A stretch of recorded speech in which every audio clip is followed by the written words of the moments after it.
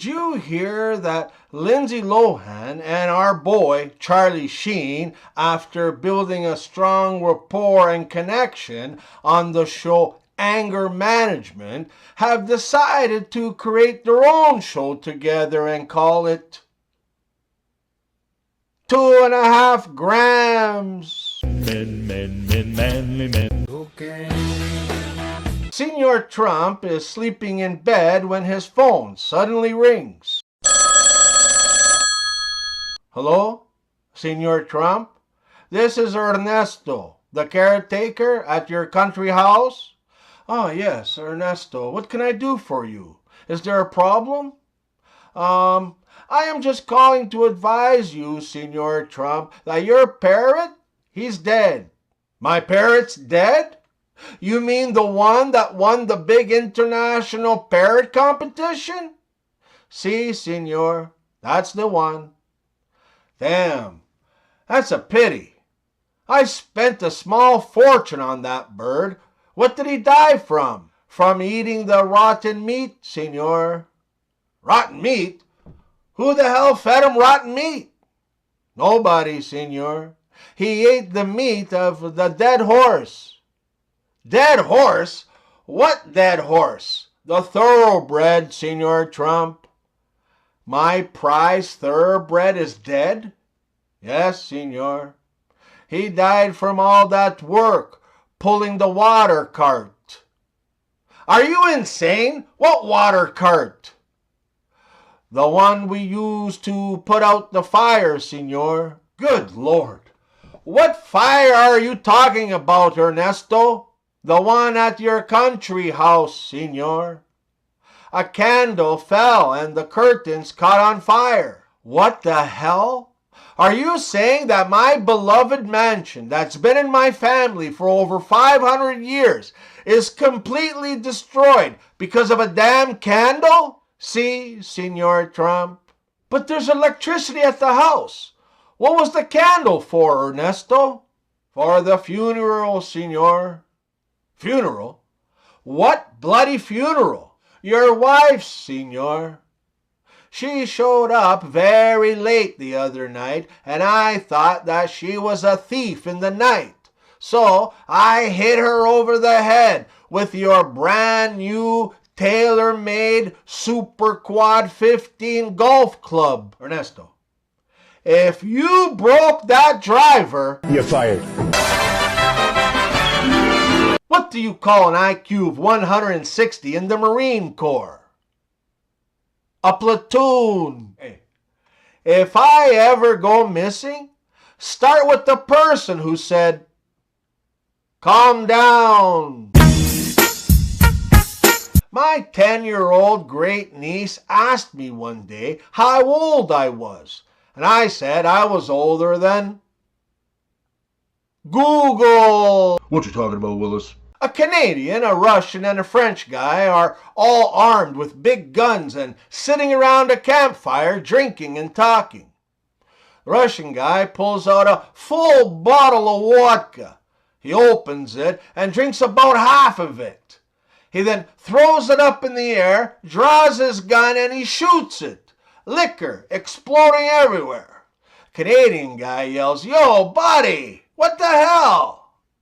The Russian guy says, "In Russia, we have so much vodka, we can waste it, just like that." The French guy nods his head, pulls out a bottle of the finest red wine around, drinks more than half of it, then he throws it up in the air, pulls out his gun, and shoots the bottle. Red wine everywhere. Again, the Canadian guy yells, "Yo, buddy, what the hell?" French guy says, "It's the same in France with our vino.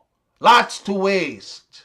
The Russian guy then asks, "Hey, Mr. Canadian guy, isn't there something in Canada that you have a lot of that you can also waste?" And so the Canadian guy gets up, draws his gun, and shoots the French guy.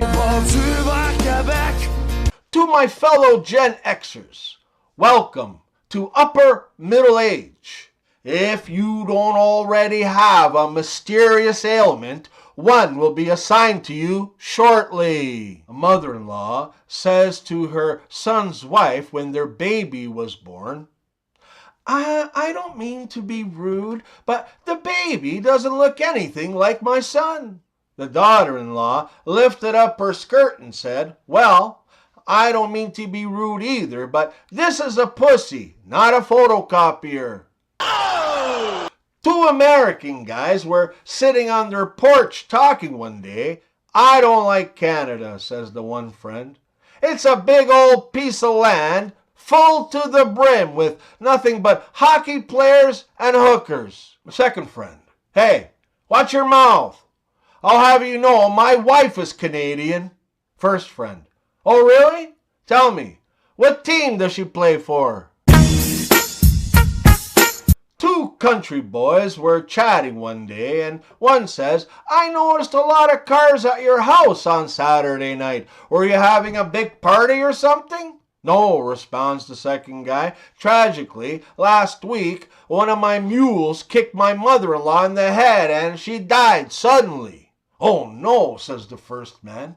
So the people were there to pay their final respects? No, says the second man.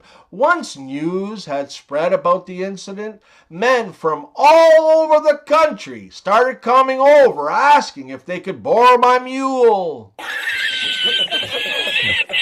The other day, my friend asked me if I wanted to hear a dark joke. And I said, does it involve dead babies? He said, no. And I said, then what's the point?